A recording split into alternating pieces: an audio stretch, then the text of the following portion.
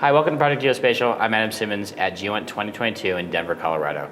Here with me, I have the pleasure of talking with Scott Herman of Cognitive Space. Scott, let's start off by introducing yourself, and I would love to know what started you in the geospatial industry before we talk about the company. Yeah, absolutely, and thanks for having me on. Big fan of Project Geospatial, so I'm really excited to participate here. So my background, I've really worked at the intersection, the nexus of satellite remote sensing and geospatial analytics and a pretty healthy dose of national security throughout my entire career. I've been tilting at this windmill for a long time now. I spent probably the first half of my career in what you might call the black world, right? So CIA, NRO, JSOC, and really looking at how satellites could contribute to the warfighting mission. So a lot of time doing that meant traveling all around the world and trying to figure out how to use space-based data, space-based assets to support crises around the world, humanitarian crises, military crises, geopolitical crises in general. About 15 years ago, I made the jump out of that world into the commercial world, again, with a pretty heavy emphasis on national security. So I ran products and platform at GEOINT Digital Globe, now Maxar, for several years. And then helped get a company off the ground that eventually grew to become BlackSky. So I was the CTO at BlackSky, leading up to the big SPAC IPO last year. As I was doing all this work, I was really looking at what was the kind of the next big problem in getting the new space economy off the ground. And that really became, what we're now focused on in terms of cognitive space. And I'm happy to tell you more about that. And Cognitive Space, the name of your company. And well, let's dive right into it. What is Cognitive Space? What do you do? And what problem are you striving to solve? Yeah, absolutely. So at Cognitive Space, we help organizations fly their satellites. And we do that by bringing the power of artificial intelligence to the world of mission management, collection planning, order management, comms link coordination, basically acting as almost an ERP, right, an enterprise resource planning system for organizations that want to fly satellites or build companies. We interface with lower level mission control, but we're really focused on how do you put the satellites to work? How do you task satellites? How do you make decisions? How do you optimize the results? And we really do that by looking at three different problems. We look at future forecasting. So if you're going to build out a satellite constellation, what kind of capacity will it have over time? What orbits, what launch schedules, what technical capabilities will kind of service those customers? Another aspect of what we're doing is we focus on kind of operational capability. How do you fly your satellites on almost a minute-by-minute basis? How do you do that autonomously, lights off? And how do you do that with a dynamically changing and very competitive task order deck? So that's an important thing too. The third thing we do is orchestration. And for customers like the US government that's trying to figure out how to take advantage of all this new commercial capability coming online, the idea of I want to understand collection opportunities, I want to understand how to do tipping and queuing, I want to understand how I can do revisit monitoring and facility and activity monitoring to drive pattern of life analytics and anomaly detection. You can't exploit what you don't get. So we really focus on analytics-driven collection. As opposed to kind of old school, tasking by tail number. The idea is that for many of these new organizations, they may be looking at a multi-year development effort of non-recurring engineering to build out their ground segment services. There's cost risk, there's technical risk, there's certainly schedule risk in doing that. By providing a set of turnkey enterprise class SaaS services, they can quickly kind of Lego block and assemble their ground segment much, much faster while still having an eye towards what is the ultimate design of the constellation and what changes can I make as I start interacting with customers that may be taking advantage of the data we're producing. Awesome. Now, you took an interesting spin on starting up the company, right? You actually were at Moonshot Labs last year, correct? Right. How did that benefit and kickstart your company? Yeah, so, we got involved with several different accelerators. As a startup, you're always looking for opportunities to get feedback on where your products are going, feedback on how to build the company itself. So we were actually involved in several what are called accelerator programs, startup schools. So we participated in the Amazon Web Services Seraphim accelerator, the Catalyst accelerator, and then the one you're referring to, it was the NGA sponsored accelerator, which is why I was at Moonshot Labs and T-Rex for much of the fall. And what we did with them, NGA was very interested in this concept of analytics-driven collection, and how do you really build out collection and revisit, and how do you take advantage of all these new satellites that are coming online, and use that to drive kind of a next generation of analytics. So that was kind of the premise of us getting accepted into the accelerator. And then during the accelerator, while we were working at Moonshot, we actually built a pilot program, pretty interesting scenario where we took an underserved community, in this case kind of Southcom and Chinese economic monitoring, two areas that don't get a lot of love from the satellite community. And we said, what is this going to look like if we start bringing some of these new constellations to bear? And so we looked at a problem of precious metal mining and extraction. The Chinese are making a lot of investments into lithium, for example, up and down the Andean Altiplano. So we came up with about 75 different facilities, mines and extraction ponds, things like that we wanted to monitor.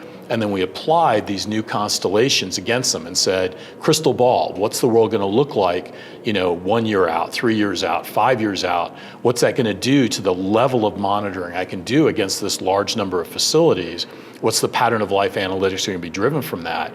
And how do I deal with multiple phenomenologies? We brought an upcoming SAR constellation, an upcoming hyperspectral constellation, an up-and-coming very low Earth orbit electro-optical constellation, and said, what if we flew these holistically as a swarm and had them all kind of attack that target set? So that was kind of the pilot that we did with NGA. Excellent. Now, you're into year 2 with the company, or year 3? It's actually closer to year 3. Year 3. The company was founded, and the initial prototype was built, and then landed what's called an SBIR, a small business independent research contract, and that kind of got the company off the ground.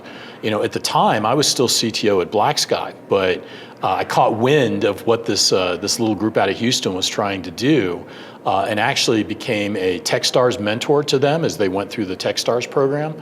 I then came on to the advisory board for the company. And they eventually invited me in to kind of take on the CEO role and help them grow the company, which I did about a year or so ago. So since then, we've gone through several new customer contracts. We have several government SBIR contracts. We just won a TACFI contract as well. We also have landed several commercial accounts. These are companies that are building their own satellite constellations. And we successfully closed about $5.5 million in seed funding in 2021. So we're really well positioned for the future at this point. Oh, congratulations. Thanks. So what is next for Cognitive Space? Obviously, you've had a long strive of successes here the last couple of years. But what's your plan to scale up and bring even more on board? Who are you targeting for all this? Well, I would say we have a pretty grand vision, right? If you look out 10 years and where do we want to be, right? Part of our ambition is really to be able to orchestrate what we call intelligent machines. Those intelligent machines could be satellites, but they could also be drones. They could be all kinds of taskable sensors or taskable machines. Anything that requires kind of this orchestration, this coordination, where you're telling the intelligent machines what to do, and you're doing that in a aerospace or geospatial context. Our goal in 10 years is actually to be orchestrating over 1 million different intelligent machines across not only Earth, but cislunar and even Mars exploration. We're really looking at how do we support the build out of an interplanetary economy, an interplanetary society. So the dream is big, right? The vision is definitely big. In the next few years, it's really going to be about landing a set of anchor customers in both the commercial and the government world, going through kind of the funding rounds to build the company and be able to scale it up. That'll be a big focus for us. And then really establish product maturity across our entire ground segment offering. So how do we do operational support? How do we do future forecasting? And how does that relate to the areas of mission management, collection planning, order management, and data production and exploitation? Oh, that's incredible. I'm going to wrap up with one more question for Yeah. you. I want to take it full circle to the GEOINT Symposium for a minute and Yeah. get some thought leadership out of you about the trends that are happening at conferences like this. Where do you see the biggest trends happening in the community right now? And I guess this is a two-parter. Where do you see the biggest obstacles this community still has to overcome? Yeah, so I think there's a couple different really important trends, right? Obviously, one of the huge trends is what's happening in new space in general, which is a whole lot of new money being invested and allowing the blossoming, the flowering of many, many new startups. The ability for these startups to stand up as businesses with a fraction of the capital investment that it used to take in the old days. You know, flying satellites used to be 7 to 15 years of engineering, $1 billion, all in to get a satellite on orbit and build out its ground segment. It was not for the faint of heart, and that's why there was only a handful of companies that did that. But now, with the use of COTS components, with the use of standardized buses, with the ability to ride share or take advantage of a large number of launch providers, with ground communications being offered as a service, right? KSAT, AWS, Viasat, LeafSpace, people like that. And then in the case of cognitive space, being able to build out your ground segment, through some Lego block type services. That means that a whole bunch of new companies can now make a play in space, whether it's remote sensing or comms or IoT. So I think that's a really important trend, that it's opened up, the new space economy has opened up to the startup world. I think another really important trend is the move from kind of traditional mapping missions, what were called foundation GEOINT missions for commercial, and now saying commercial has a role in activity and facility monitoring at a very high cadence, what's called revisit, right? Potentially many times per day, and not across just a handful of facilities, that we're all competing for attention, but being able to do that routinely across hundreds or even thousands of facilities to establish pattern of life trends as a normal way of thinking about monitoring for national security, for economic monitoring, for environmental monitoring, right? That's a really important trend that's going on now as well. Excellent. And obstacles the community still has to overcome? So it's still, even though it's gotten a lot cheaper, it's still really hard, right? And we kind of joke, we say space is hard, cognitive space makes it easier, but it's still quite a challenge, right? I think the barriers to entry have gotten a lot lower. It still takes an awful lot to not only build the constellation, but maybe more importantly, build a business model that allows a company to thrive and succeed. All the way from things like how do you monetize your products and how do you build out a product set that people want to consume? How do you go after different parts of the market? Right now, everybody's chasing the same 20 or 30, customers, and most of them are government entities. How do you really establish a long tail, right, in terms of B2B or even B2C is a big challenge. Excellent. All right, well, thank you, Scott. Thank you for your insights on cognitive space and getting your insights on the general community as well. I think this is an amazing discussion to learn more about your company and, about the amazing trends that you are working to, innovate and change and make a difference within the defense community as a whole. Yeah. So thank you for attending, and thank you Absolutely. for talking with us. And I'm Adam Simmons with Project Geospatial. We'll talk to you next time.